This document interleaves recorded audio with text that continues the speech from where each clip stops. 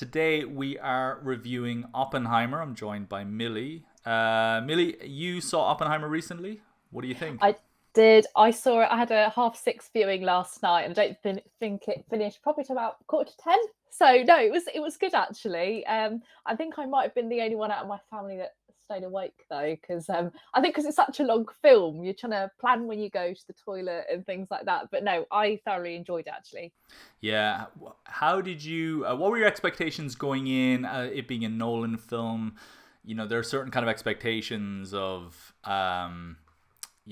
spectacle of even the way he plays with time. I was expecting, will there be some weird non-linear kind of structure here that's all going to make sense at the end or something?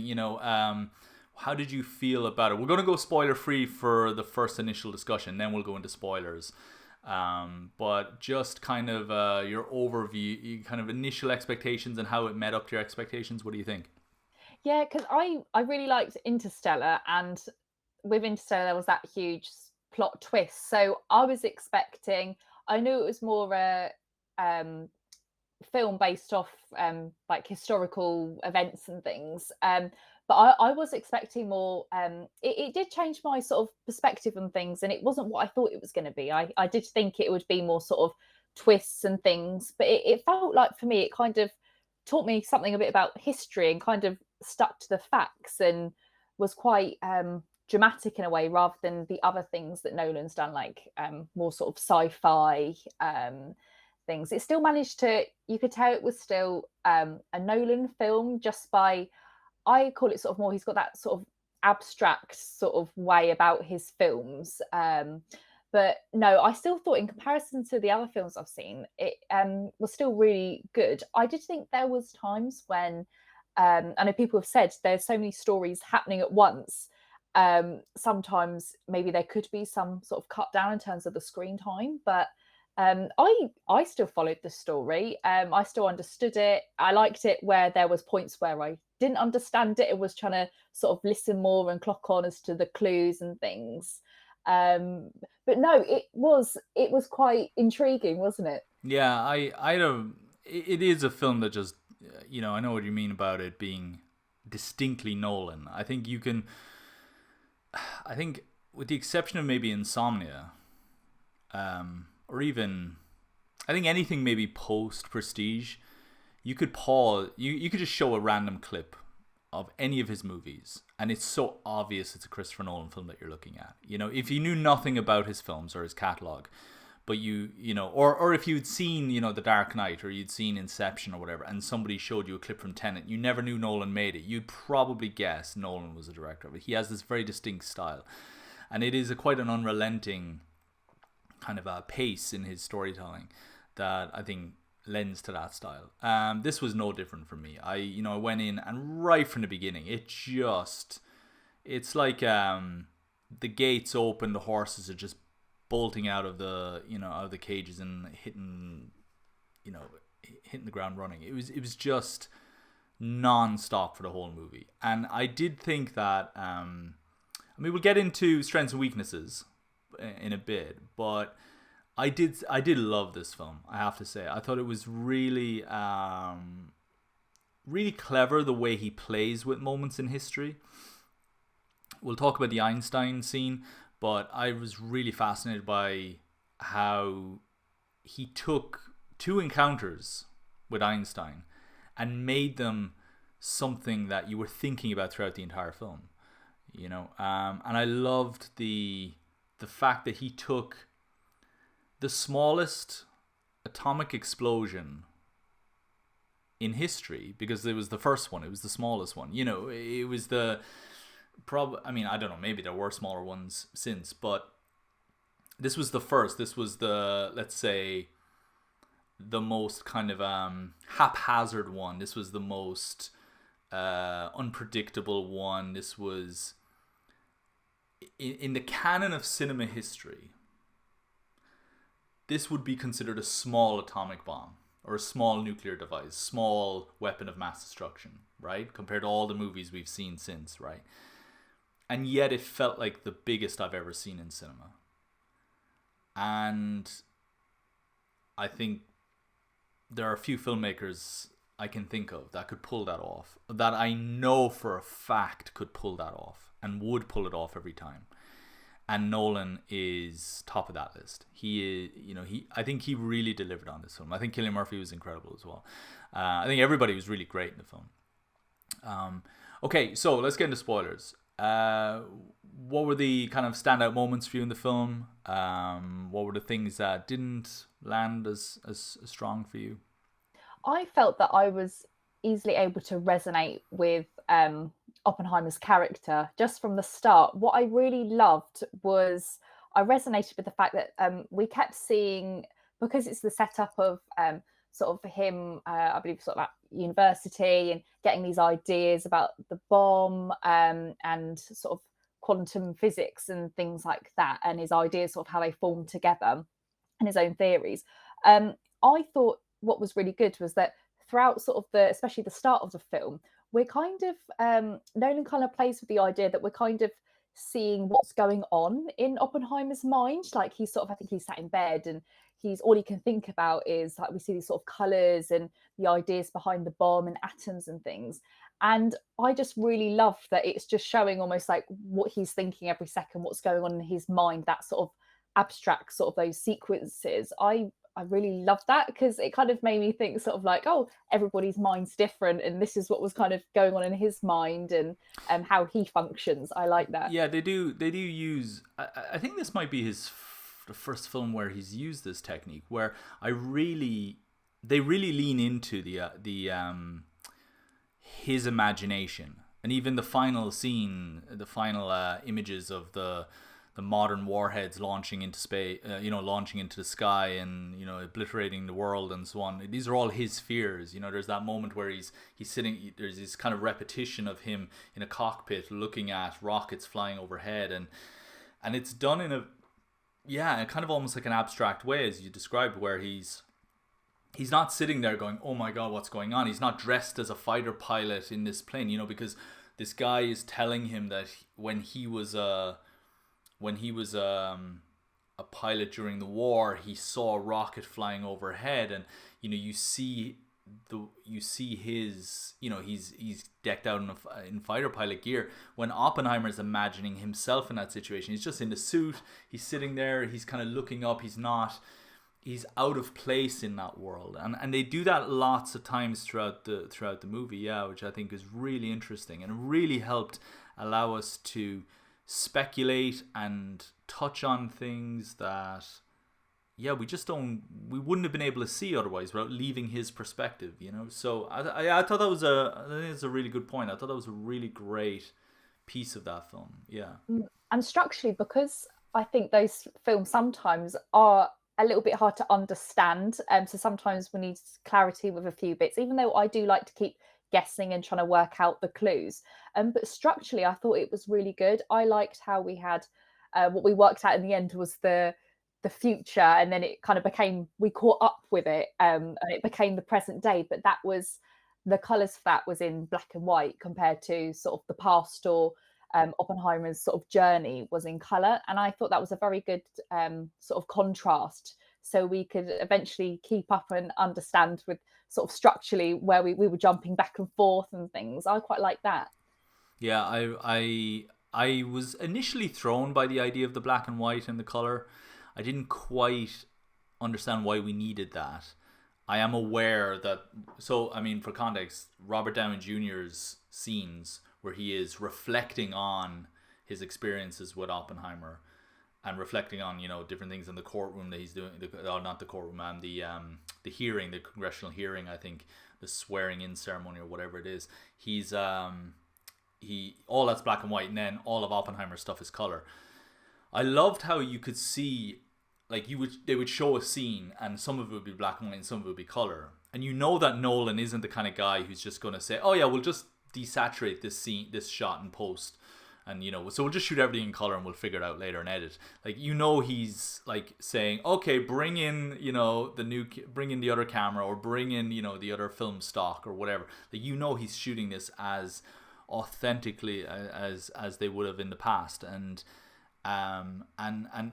it really does, when you start seeing the color and the black and white kind of lining up, later on, when you're seeing the other perspective of that shot, and now it's in color, and because it's Oppenheimer's perspective and so on.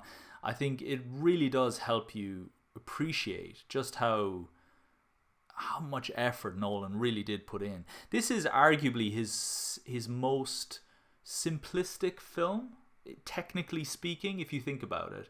You know, Prestige, Dark Knight, Interstellar, Tenet, Inception, etc. I mean, he's got like rotating sets, he's got space recreation, he's got, you know, tidal waves the size of mountains coming at you, he's got, you know, magic tricks and all this kind of complexity that he's got to try and engineer.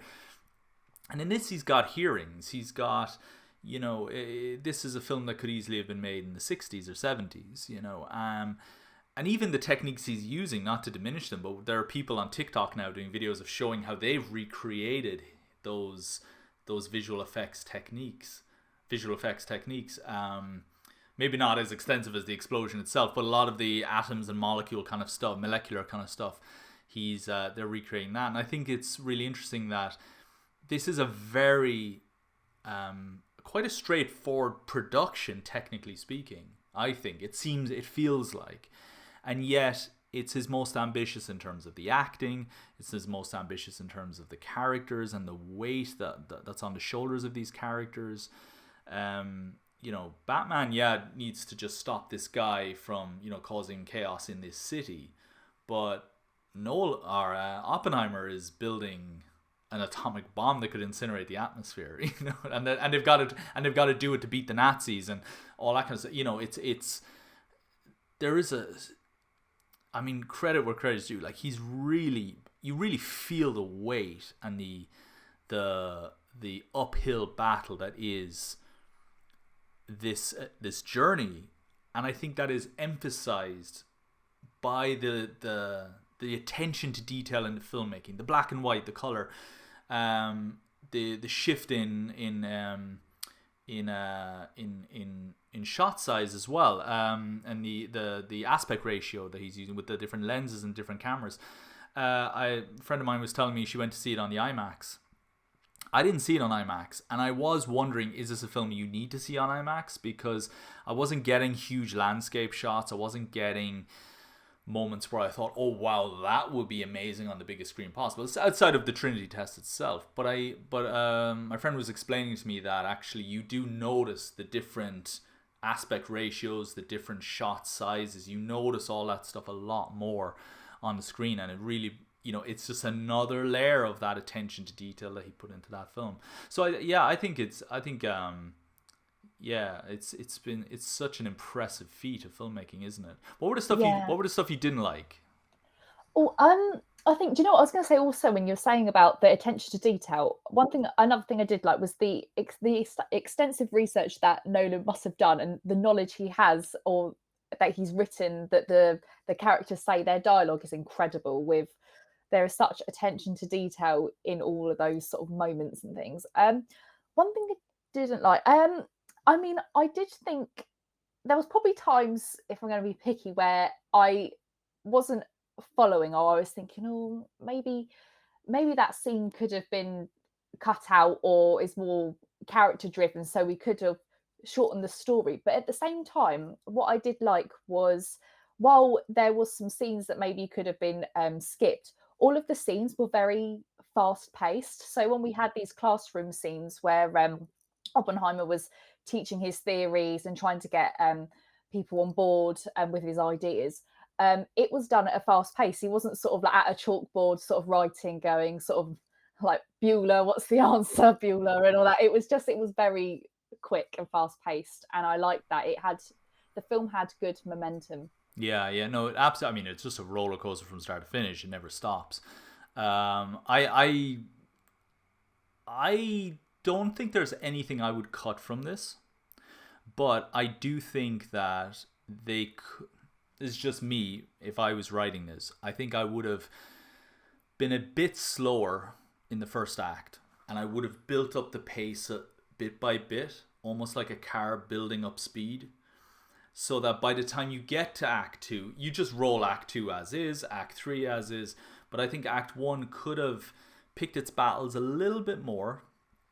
I might completely change my mind, by the way, when I've seen this again. But I think my experience coming away from this was that I I felt that it's like we've just been dropped into this rapid fire conversation, with interruptions and this and this and this and flashes here and there, we've just seen him on his first day of college, and we've seen him, poisoning the apple, and we've seen him saving, grabbing the apple before it's too late, and all that. All great, had no problem with it, except I think there's a parallel universe somewhere where there is an Oppenheimer movie that explores his relationship with the land a little bit more. I was reading American Prometheus in the build up to the movie, the book that it's based on, the biography that it's based on, and there's a reason why Oppenheimer wore that iconic hat, and it's because he was a man of the land. He the reason why he chose Los Alamos was because he knew that land. You do get snippets of that in the movie, when they've got the tent, he brings Kitty out, on a horse ride, I think, isn't it, or a walk. And then there's that brilliant moment with the Trinity test where there's the big storm, and he's like, no, the storm will pass, don't worry. And I'm like, man, you really know your stuff. I think the first act had spent a little bit more time luxuriating in this land that he's going to inhabit later on in a different capacity.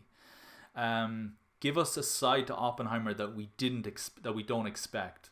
We know to expect the classroom genius. We know to expect the lecturer. We know to expect the man rallying all the scientists. We know to expect these things.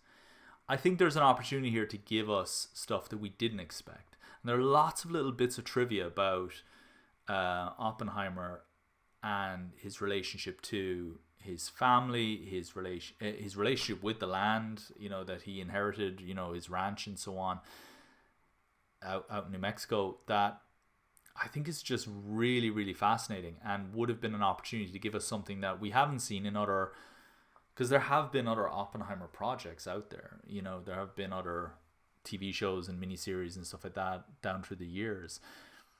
So that was my only gripe with it. But even then, gripe is such a strong word for how I feel about it. One thing I will say is I think this is yet another example of Nolan taking shortcuts with relationships.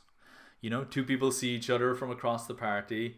Next scene, they're in bed. Next scene, they're married. Whatever. It's just he races through this stuff. But then at the same time, I don't think I go to a Nolan film for that stuff. It feels almost obligatory that he's doing those scenes because I have to show how these two people meet. I didn't feel like I got any understanding about why Kitty and Oppenheimer were attracted to each other. I don't think I got any understanding of why Florence Pugh's character Jean something, I can't remember her surname, and Oppenheimer are in this sexual relationship. It felt like, well, we've just got to show you them meeting, and I thought, actually, I think I would have preferred to come in late into that relationship and try and build up an understanding, rather than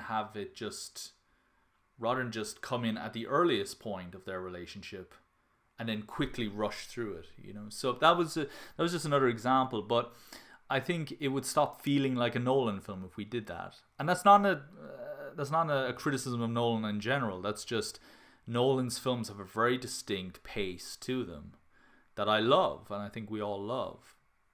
But that is the price of having that pace, I think, is you have to sacrifice certain areas. How did you feel about the relationships?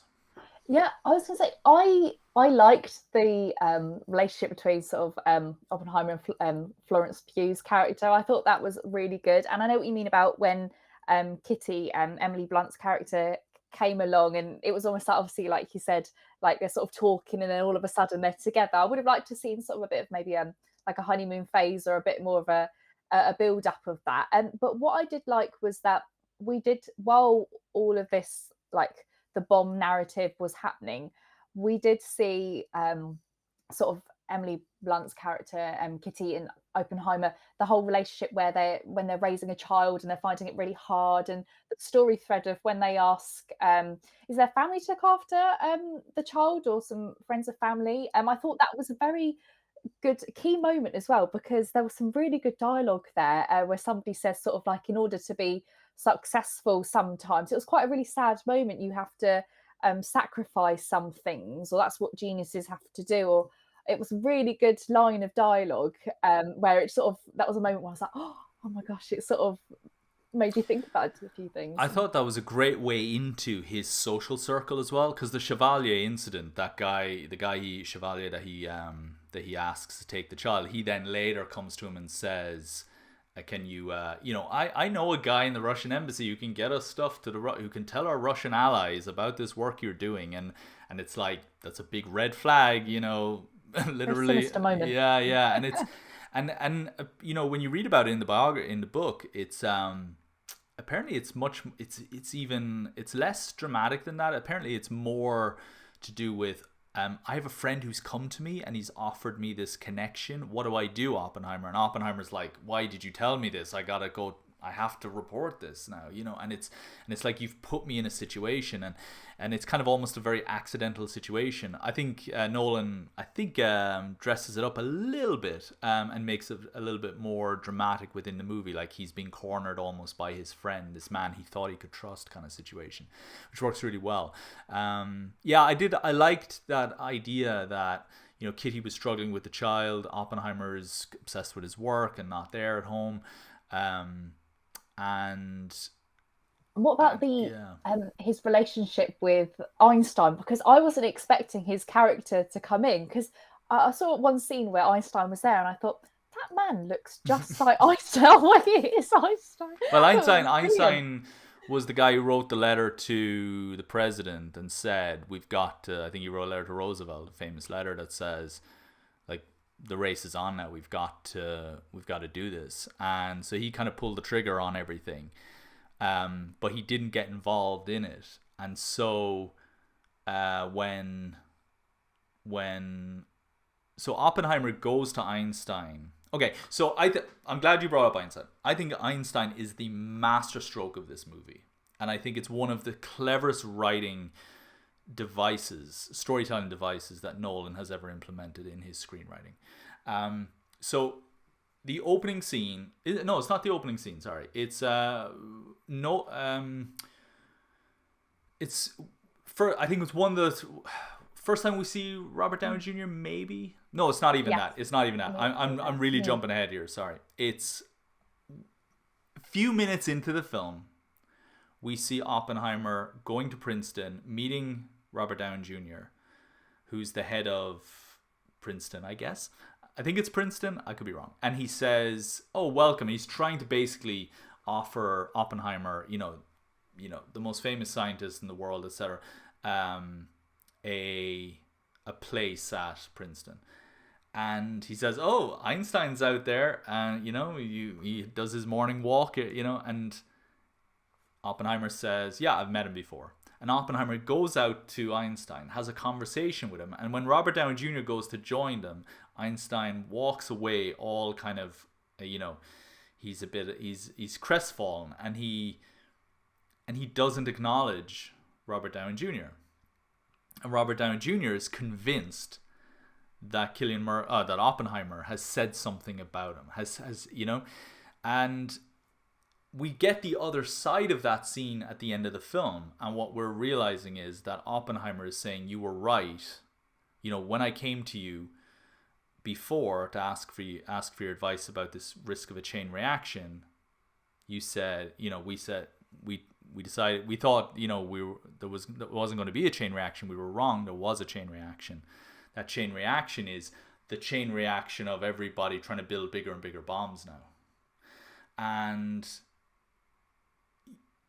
in the movie overall, it's a really powerful narrative device that just blew me away. I just thought it was so clever, because Robert Downey Jr.'s character, Strauss, is citing this moment throughout the film for why he doesn't like Oppenheimer, because he's trying to get Oppenheimer blacklisted. He's trying to get him kicked out. He's trying to get his security clearances revoked, etc. And you realize it's all very petty. It's, he embarrassed me in a hearing once. He made a joke at my expense, and he turned Einstein against me. So on the surface, that is just incredible, right? I really love that.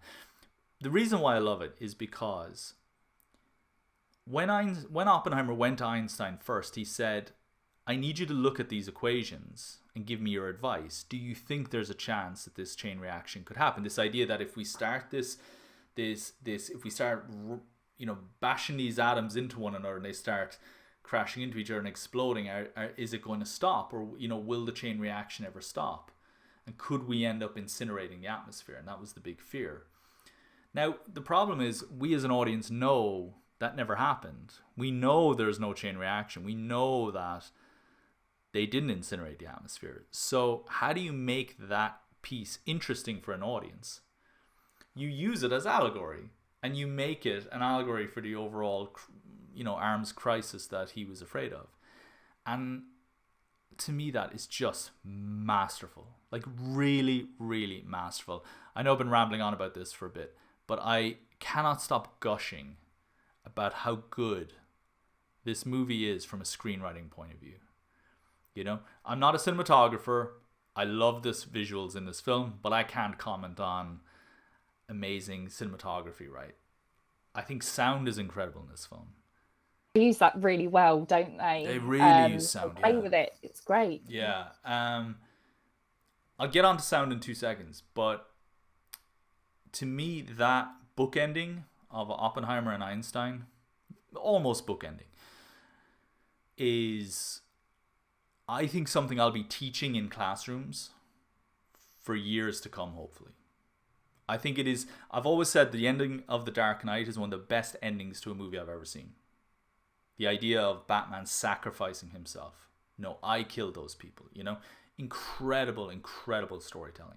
The only time I've ever seen, I know the Marvel thing hadn't really kicked off when The Dark Knight came out. I think Iron Man had just come out that same year. But I had never thought of a hero sacrificing themselves, like Batman taking the fall for everybody so that they can preserve, that it's just incredible storytelling. But this, to me, beats this ending, because it's an idea that is far more imbued in the rest of the script.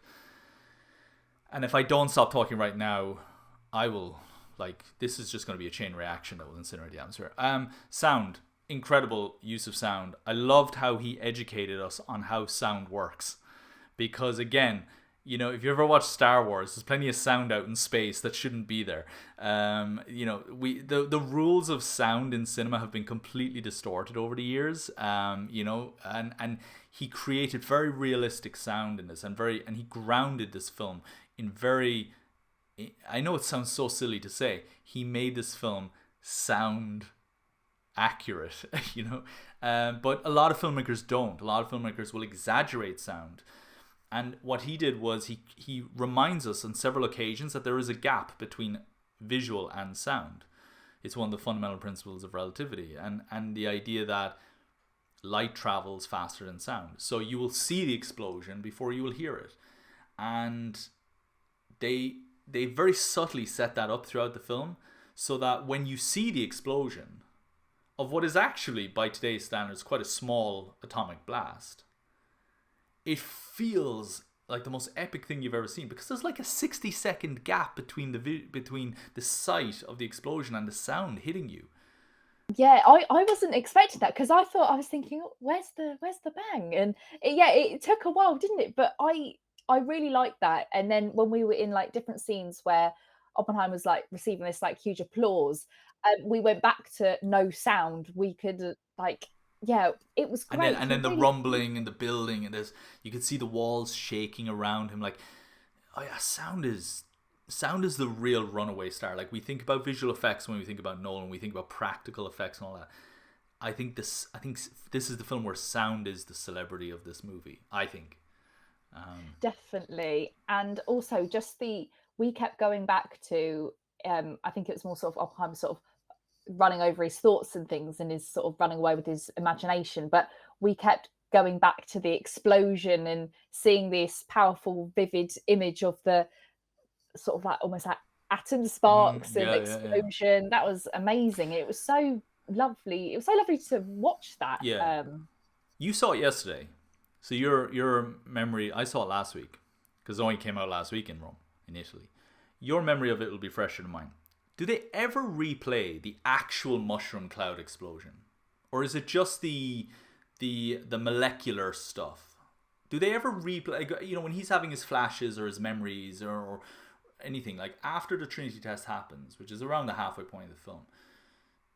I think it's around the halfway. I need to check that. But after that, do they ever go back and show you the blast again? Like even just a snippet of it, or is it always at a molecular level? I was going to say no. It's more like all the other things we've seen. It looks kind of like Milky Way galaxy sort of visuals. Whereas, yeah, I feel like we only saw the explosion once, but it was for a long time and a good amount of time where we really sort of absorbed it. But that's quite powerful. Because in the trailers, that was the only thing they pretty much sort of at the start, the teaser trailers they played. It was just this explosion and things. So they really sort of eke that out. Yeah, yeah, yeah. No, I'm glad that they don't. I'm glad that you've confirmed my suspicions. Yeah, because to me that is something that you should be a memory almost. You know, it's like there's still like another hour left in the movie after the Trinity test at least, and so I like that it's giving you the memory. Yeah, that you have to resort to your own memory, like the way Oppenheimer does, I guess. And everybody is talking about this thing that happened in the past. So I think it's nice that you also have to kind of think about it in terms of the past. You know, I like that. I think another filmmaker would have been greedy and would have exploited that shot again and again and again from different angles or something, and just forced it. Yeah, just shoehorned it in for just to bring stuff alive or whatever, and they didn't. Yeah. Yeah, an incredible score as well by Ludwig Göransson. Like, I mean, it's hard to imagine a Christopher Nolan movie now that isn't scored by Göransson, because he did Tenet as well, and I thought he did a really good job with Tenet. But he's not working with Hans Zimmer anymore, because I think Hans Zimmer has prioritized other projects these days. But you know, it was hard to imagine a Nolan film without Hans Zimmer, and now it's hard to imagine a film without Göransson. Like, I thought the score for this is just beautiful. The music's great. I wanted to download it on. I always download the soundtracks because it just sort of, I find it helps in my own writing, and you really run away with the soundtrack, and it just really went together so well. And I always felt this real intensity, like especially when they had that point in the story when they had the officially sort of made this bomb, and then it was going up in the tower and they were prepping beforehand, and then Oppenheimer was in the tower just sort of stood by this black bomb with wires in. There were so many intense moments, and I found that really unnerving. It's like it just felt like almost like it was like some sort of monster shark, like a villain or something he was just standing next to. It was quite scary and unnerving, and the intensity, even with the music that they built up from sort of that point to when they were counting down to the bomb going off and the big sort of push of the button and things, that was really sort of, the music really sort of spun and went, and there was some great build-ups with that. As that countdown was happening, I was looking around at the audience in the cinema, and really? they were captivated. Like, I have never seen an audience so captivated. It was just incredible. I always tell this story. I went to see Jaws on the 30th anniversary screening about 10 years ago, or 12 years, maybe 10, 12 years ago. And there was this group of kids who were like getting ready to, they were like going out to meet their friends or something, but they were all like dressed up to go out. And they were sitting in the front row, and they were all on their phones, and it was like pissing raining outside, and so they were all clearly just in the cinema killing time until the rain stopped or whatever. Anyway, the rest of us were all here to see one of the greatest movies of all time. And we were sitting there, and, you know, people were like, oh, those kids, would they ever, like, you know, put the phones away or, like, stop whispering or whatever. Anyway, the head roll. There's that moment where the head rolls out of the boat, from under the boat, and people in the cinema jumped. The guy I was next to jumped. It was really funny, and this kid in front screamed, like just screamed like there was holy murder happening, right? And then everybody in like all of her group just screamed. And then that was it. They were captivated by that film for the rest of the movie. The phones were down. They didn't say a word to each other, and they just watched the movie. And I would say that they were probably getting ready to leave in like 10, 15 minutes anyway. They were just killing time until the rain stopped. And they stayed for the whole movie. And I thought if Spielberg could see that, he would have like bought them Ferraris or something. You know, like to this day, it still worked, that moment, you know. And it held their attention for the rest of the movie. And I remember, you know, there was the occasional, you know, people on their phones and stuff like that throughout Oppenheimer, people getting up and coming back and stuff like that. The Trinity test, everybody, there was nobody eating, there was nobody drinking, it was a packed house. There was not a single bit of movement in the whole room, except for me turning my head looking around, because I'm a nerd and I will do that. And for the rest of the movie, there was nobody moved a muscle for the rest of that movie. Like, it just, there are certain moments in cinema, I think, where it just wins, where you just, the director, the filmmaker, the storyteller, the screenwriter, the actors, whoever is responsible in those moments, they just win. They win the audience. They win the game of hold the audience's attention. And it's like they've just frozen them in stone for the rest of the movie. It's so special, You know, isn't it? it is. Because these days, I think it's really, I even find when I'm watching things on Netflix, if I'm in a cinema, my phone's put down. But if I'm watching TV at home, I don't even recognize I'm doing it. I've always sort of maybe got my phone with me. But when I went to the toilet last night in Oppenheimer, so when I came back, and I really loved, because as you were sort of walking in, I feel like I kind of wanted to get as close as I could to the screen, because it's so, just seeing these characters up close, it's so special. And then I had a little look where I sort of turned to the audience when I was going up the stairs, and sort of to see everyone sort of looking up and so captivated and immersed in this story. It's so special, because I feel like there's not as many films these days. Sometimes they might be missing something, or people fall asleep or get bored, but everybody was hooked on this film. And especially from that moment where we had the big impact of the bomb, we were just glued to the screens, like, what's going to happen next, the aftermath of that, where's this going? Really interesting. And I think a final point as well, it is an unpredictable film. You can't guess what the next scene is going to be. And right. I think you just said that there, you know, you just, what's going to happen next. And it is, I think it's such a testament to the filmmaking, to the writing, to the acting. Cillian Murphy's just phenomenal in it. Everybody is. And just on the casting, there are actors in these films that have Academy Awards, right? Robert Downey Jr. doesn't have an Oscar. Cillian Murphy doesn't have an Oscar. They probably will by the end of this, by the end of award season. But they'll have some awards anyway, I'm sure. But Rami Malek is in this film. You know, like, you know, and he got his Oscar for playing Freddie Mercury, right? And you think, like, there he is, you know, and he has this small role, but it's like a really meaty little role, you know. And there are so many actors in this film where you're like, oh, that person has an Oscar, and they just have this small role, and they, you know, and oh, look, it's that person.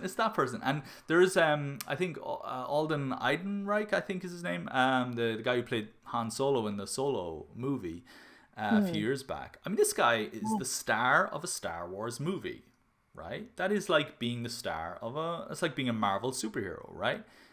And he is a senator's aide, right? And I have the script, I bought the script on Amazon. Which I highly recommend. It's really interesting to see how he writes the script. And he's just cited as senator's aide. He doesn't even have a name in it. And it's like, and you think, okay, he's just in this small role. And you realize he's got a really big kind of, you know, kind of observer role in the movie. And you think, again, like, no wonder he's casting these people. because it looks like it's a small role, but it's not. It's a big role, you know. It means so much, yeah. But you can't predict what they're going to do in this film or how much screen time they're going to have in this film, because even the actors that have a small moment could have a very big, profound moment. You know, the Einstein role is one of the most profound moments in the film, but it's a very small section of the overall film, like 5 minutes in total, I would argue, that you see that actor on screen. And yet he is one of the most captivating characters in it, and one of the most talked about scenes in the film. Even Florence Pugh has a very, very, very limited screen time in this film, but she steals the show whenever she's on camera. You know, I think I'm blown away by the casting. I'm blown away by everything in this film. I really am. And, you know, when I'm talking about how I'd like to see a little bit more of the relationship building, or I'm talking about this, you know, you could probably give me that, and I'd probably say, no, cut it, actually, because it was perfect the way it was. Yeah. You know, like it is very possible that I would reject that version of the film in favor of what we got already, even if they did it, you know. So that's, I think, the greatness of Nolan as a filmmaker, is that it's funny because everybody always talks about the Batman films as like the real great, you know, brilliance of Nolan. I love Batman. I love The Dark Knight. I love Batman Begins. You know, I'm one of those guys who thinks Batman Begins is better than The Dark Knight, actually. I love The Dark Knight as well. But for me, I think the Batman movies are becoming his least interesting films. And that is meant to be a compliment. Like, he is knocking it out of the park with all of these different, very varied subject matters, you know. Yeah. I can't wait to see him do, like, I know he probably never will, just a boring old romance movie, you know, like the kind of thing you would have got in the 90s. Just do that, but put the Nolan stamp on it. Spin on it, yeah. The IMAX cameras, you know, whatever. Like, walking through New York, walking through Central Park hand in hand is the most epic thing you'll ever see, because Nolan filmed it. You know, like, I want to see that. I want to see him do that. And I think there'd be a great Saturday Night Live sketch of the most uncharacteristic Nolan film. You know, like, you do like a trailer for a Nolan movie that's like the most uncharacteristic Nolan film. I think you could have great fun with that. Okay, final thoughts, Millie? Yeah, I just love how Nolan just takes up these big concept ideas and he just absolutely pulls it off with this brilliant, vivid imagination. So no, I was so pleased I got to see it, because I think it finishes coming out in cinemas this week or so. So no, it was such a great film. Thanks so much for watching our video, everybody. We really hope you enjoyed it. You can like us and subscribe to us over here on YouTube. And if you want to hear more of this conversation, head over to Spotify, Apple, places like that for a much longer version. But for now, YouTube thinks you'll like these ones. They look pretty good. I reckon you should check it out, especially that top one.